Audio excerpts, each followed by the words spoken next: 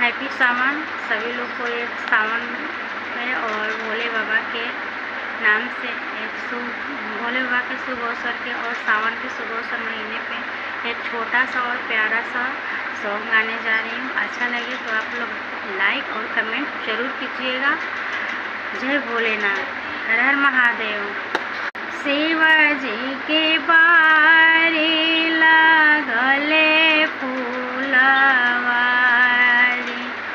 UPI जले भंगिया धातु। शिवाजी के बारी लागले फूलवारी,